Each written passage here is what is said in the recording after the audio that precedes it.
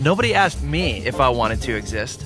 Yeah, one day, boom, there you are, and you think to yourself, why am I here?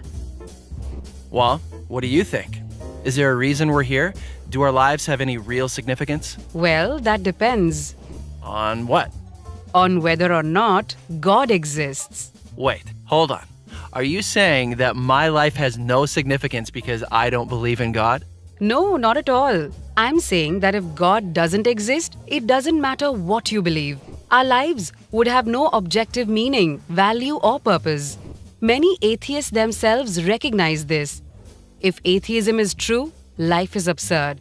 Okay, and why do they think that?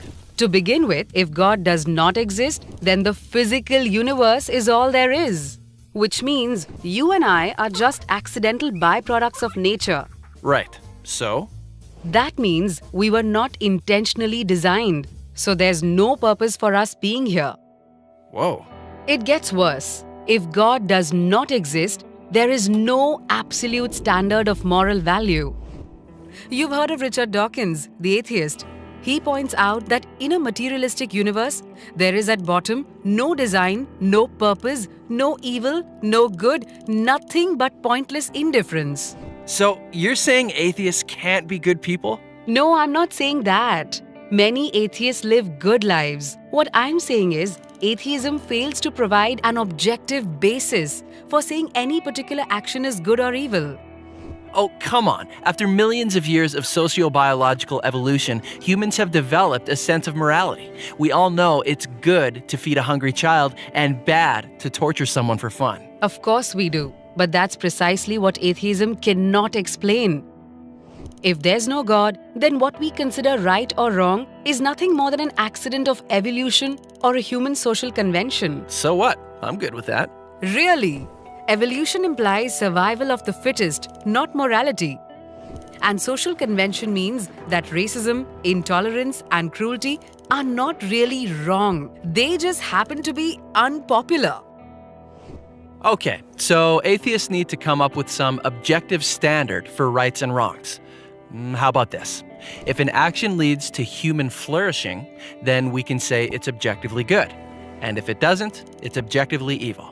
But why think that human flourishing is good? Aren't you being species-centric? Why not refer instead to the flourishing of rats or cabbages? Well, And who gets to decide what contributes to human flourishing?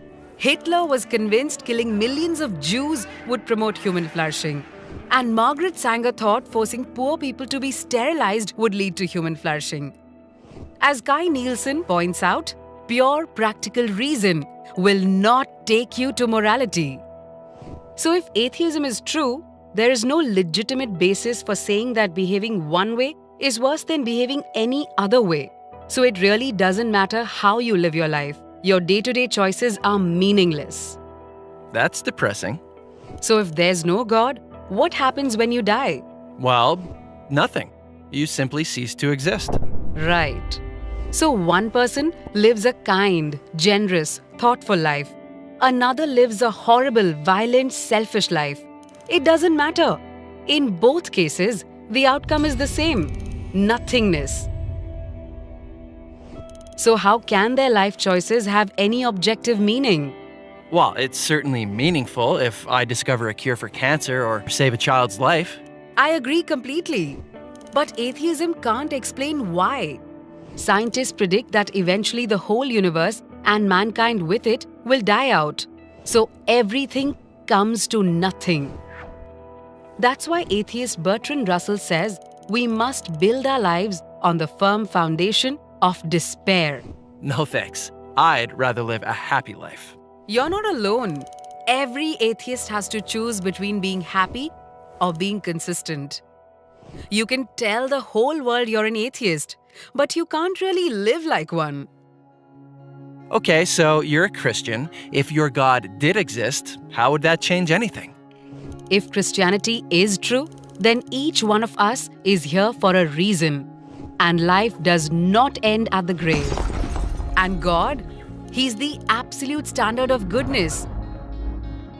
He knows you, He loves you, and He intentionally created you.